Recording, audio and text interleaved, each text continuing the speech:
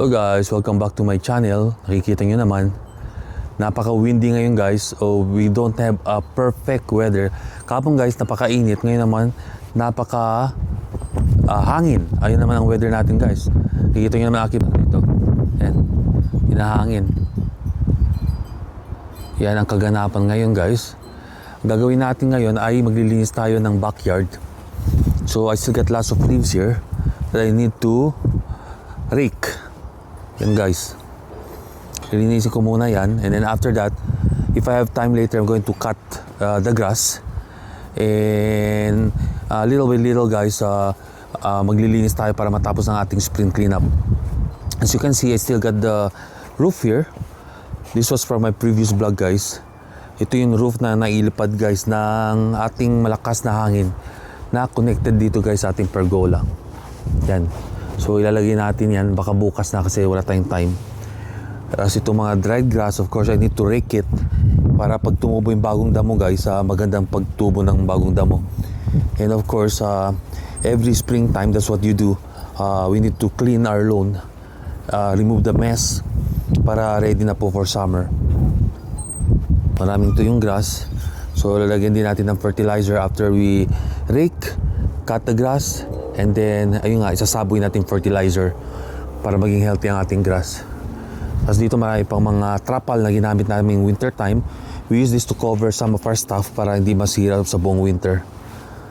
Yan ang backyard natin ngayon guys. Then, these are my two barbecue grills. Ito yung propane. Then, these are favorite or my wife's favorite. This is the charcoal. So dito masarap magluto ng isda. And even like the barbecue, yung mga patties, pati yung karne, mas masarap talaga dito sa charcoal compared sa propane. And then, what I'm planning is, I'm going to clean that deck and then we're going to put this up. Sometimes, maganda dito guys magtambay, kaya lang pag may mga pagkain kaming dala, mahirap guys, kasi we need to go downstairs, upstairs, and it's pretty tiring guys. Kaya itong mga chairs natin, ilalagay lang natin doon sa taas. And minsan, pwede rin ako maglagay ng ibang mga chairs dito guys, mga silya chairs or mesa para pag gusto natin dito magtambay, hindi malakas ang hangin gaya ngayon at mainit ang panahon, din maganda rin magtambay dito guys. But for now, we'll just put our tables and chairs upstairs. So ayun muna ang gawin natin ngayon guys sa ating spring cleanup. Okay, we'll see you there.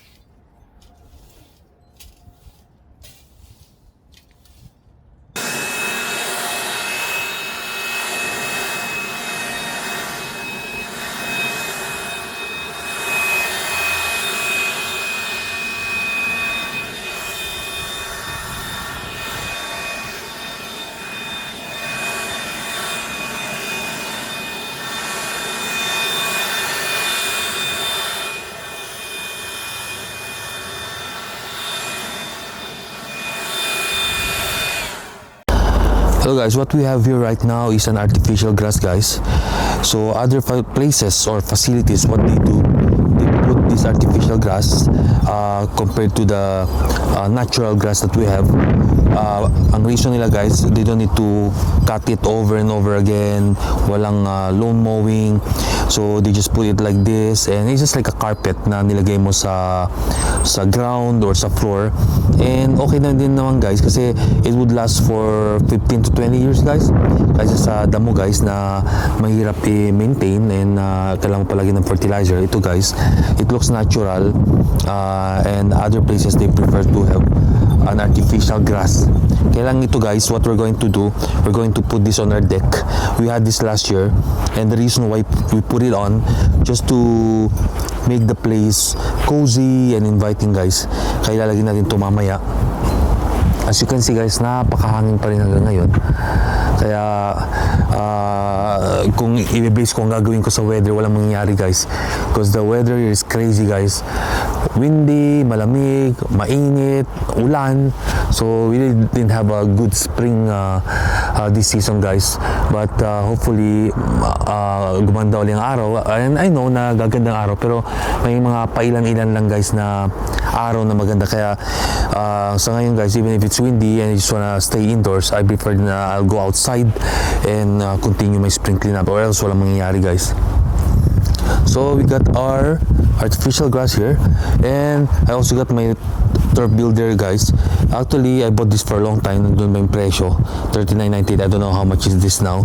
So ito yung gagamitin nating equipment para sa pagsaboy natin ng fertilizer guys.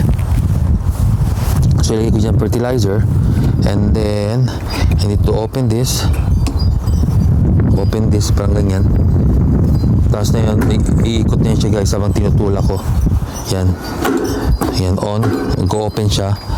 And then while I'm pushing this, hindi ko pa na-lock. While I'm pushing this, iikot siya. Ganyan guys, ganyan yan.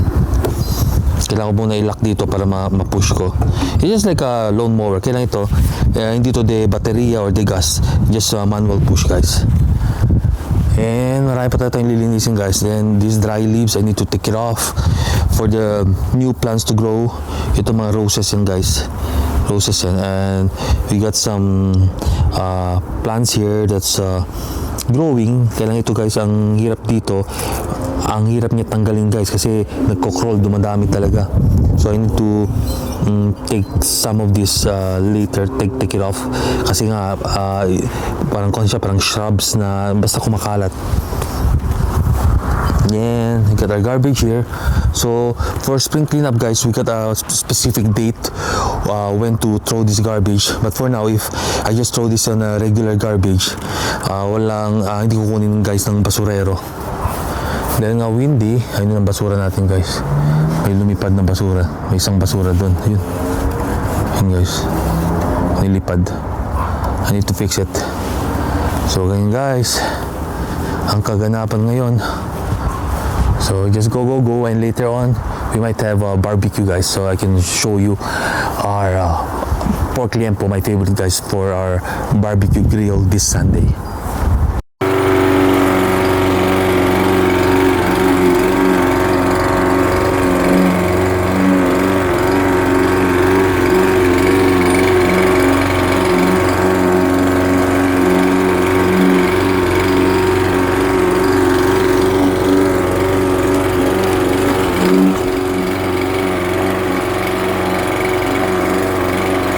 So natapos na tayo mag lawn mower guys. I already cut the grass all the way there guys, but I just need to do some trimming. Yung mga damo na nakita niyo, mga maliit-liit, so I need to do the trimming tomorrow guys. At kailangan na natin magpahinga at medyo mahaba din ginawa natin ngayong araw guys.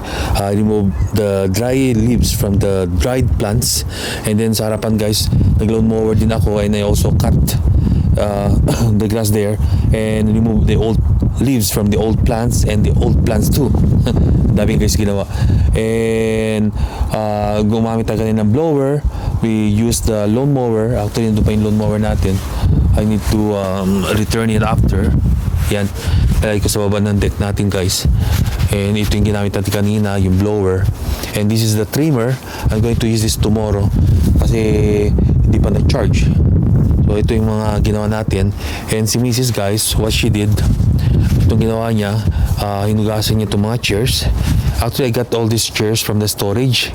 And then itong mga chairs dito guys, ito yung chairs na naiwan dito in winter time, but we just cover it with trampoline. And nandito na ating artificial grass. Pakita ko na lang ba artificial grass natin. Yan, artificial grass. Yan. So ginawa nating medyo artistic ang ating grass. Si Mrs. naglagay. So mayroong itong tawag na checkered na artificial grass. So may dark spot, tapos may lighter spot. But it's okay guys, hindi naman pangit tingnan, naging artistic pa. And sa ngayon guys, we're using our charcoal barbecue. So yun guys, itong charcoal natin guys, galing dun sa baba. Bali, inakyat natin all the way dito. So, si Mrs. tinulungan ako. So, give and take lang kami lagi guys, or nagtutulungan kami pagka naglilinis kami sa springtime guys, kasi hindi kakaya ng isa kasi maraming ang gagawin. So, nandito ang ating charcoal barbecue at magluluto tayo mamaya ng liempo. And of course, papakita ko rin sa inyo. And we also got our apple trees here guys. As of this moment, we still don't have the leaves.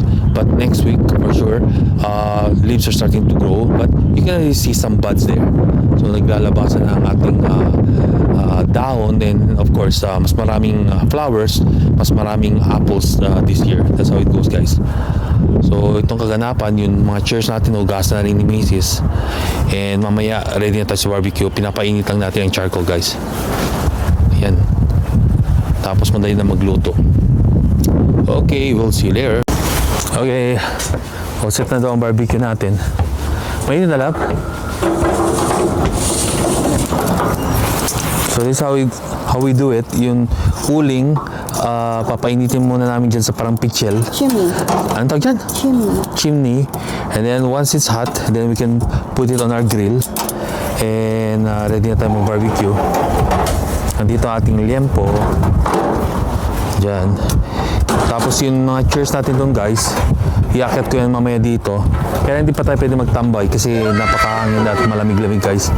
So ngayon, I'll just show you how we barbecue our liempo. Yeah. Pag nagba-barbecue kami, usually we don't put sauce. We just put salt, and that's good in natural or simple cooking lang na gayang ginagawa sa atin. Asin lang, and then isasaw mo sa suka and mga sibuyas or bawang. Pwede din sa Mang Tomas. Depende sa choice nyo guys. So siguro it would take around 15 minutes maybe, the most, and then luto na to guys kasi ibabaliktad pa natin. Yeah. So ito ang ating supper for tonight. Cover mo na? Okay. Sige, bantay-bantayin ko lang kasi baka maglihab. So it's around Dito sa side, when you're 100 degrees Fahrenheit. when you're cooking, it's open, making sure. Para saan? Para sa Dito sa side. Para purpose para sa usok? Para hindi masunog. Okay. Yeah. Then when you're done cooking, Tapos i-close ulit. Yeah. Okay. So hindi pa mataas ang temperature niya lab. Nasa 100 degrees Fahrenheit pa lang. So maybe it would take around 10-15 minutes bago siya maluto. And then, of course, we need to check it from time to time para malaman natin kung naluluto na siya. Kasi ang liempo, ito, it needs to be close to. ha? Kailangan open lap, parang usok lumabas. No. Kailangan close. Really? Ano, parang smoke? Niluluto. Parang smoke. Yeah. So kanina guys, doon may mga bata naglalaro. Siguro, tapos na sila naglaro. Actually, they're on their teenage years. Ayun, hindi na maingay. Masaya rin kanina, maingay sila. Ngayon siguro, pumasok na sa loob ng bahay. Kasi kung na, mga alas 8 na ngayon guys. So, nagluluto lang tayo ng ating, o nagbo-barbecue ng ating liempo. And then, we're ready to eat. At napaka-hungry na guys. At konti lang kinain namin ngayong tanghalian guys. Mangga. So this is a good combination for our pork liempo. Ayan. Paano naman Dito, yung guys. kanilang mga pang-araw-araw Matching, na gastusin? tulfo. Paano mo pinapadala yun sa kanila? Ngayon ang pinapalo namin tulfo.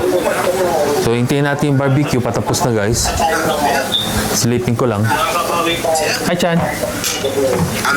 Sleeping natin. Sabihin ng mga kabawi, saan sila kukuha ng panggastos? Actually, mas maganda magluto sa charcoal kasi hindi siya mabilis masunog. Pagka propane, mabilis masunog ng karne. So, you need to really keep an eye on it. Pero ito naman guys, I would say, okay naman kasi dahan-dahan lang ang luto sa liempo. Kaya I would say na mas masarap and hindi porsahan yung luto guys. Okay, tingnan natin yung barbecue natin. Looks yummy guys. Dapat wag yung overcook para yung natural oil ng karne guys nandyan pa guys. Yan ang ating barbecue. I'll just leave it open for now guys. para makita natin na paano siya maluto. Para hindi ako pabalik-balik guys. Mukhang sarap na. Sarap nito. With suka and bawang guys. And rice with mangga. Saan ka pa? Yum yum. Tingnan ulit natin. Okay. Ang charcoal guys, medyo mas matagal lang siyang lutuin compared sa regular propane guys. Pero I would say, mas masarap siya kasi yung sa propane gas nag-aamoy namoy gas din yung karne. So I would say hindi siya natural compared sa charcoal. Mas maganda pa rin yung charcoal guys. But from time to time, we'll still use our propane barbecue. Kaya lang, since itong nasa taas guys, mas accessible. So anytime you want to have some barbecue, nandito ang ating barbecuean guys. Lapit na maluto at makakain na tayo. Thank you Lord for the food. Okay, check na natin. Ito na lap. Malapit na. So mga 5 minutes. Wow. Yung maluluto na yun guys. Talaga pag charcoal mo? Yes. Pati hindi amoy gas. Natural ba? Natural smell. You can smell the meat. Nagutom na ako. And as usual guys, nagbago na ang karne natin. Paluto na. Paluto na karne natin. Pero ang weather natin kasi walang pagbabago. Malamig at mahangin pa rin. Mom, akit natin. Ano? Diyan na muna. Bukas na. Bukas na lang. Yeah. Hindi pa lang tayo makakupot sa labas kasi mahangin. Grabe. Hopefully tomorrow. Tomorrow is sunny. Yes. More flower na rin yan. More flowers, more fruits. Ito ang aming kapitbahay guys. Mahilig din si Lola mag-gardening. Yan. Maganda yung garden niya guys. Papakita ko sa inyo pag summertime. Blooming at madaming flowers guys. Yeah, mga perennials. So what can you say about our artificial grass dito sa deck natin guys? Can't wait to eat. Hey guys, this is the final product of our charcoal barbecue guys. So hatiin lang ni Mrs. Hindi ko na papakita sa inyo paano kakainin kasi gutom ako, baka matakot kayo. I will look like a crocodile pagka kakain ako ng karne guys. So this is the final product, having our charcoal barbecue or using our charcoal barbecue grill. So kuha lang ng isa. Tingnan ko. Ito yung barbecue natin. Init. Yung barbecue natin guys. Hindi siya sunog.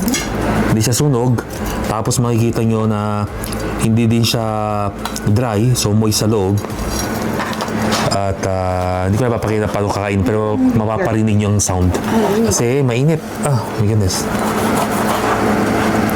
Pugasan natin para lumamig ng konti ang karne natin guys. Sabihin ko sa inyo ang lasa. Anyway, you can hear the sound. Tingnan natin. Init. Sarap. Good.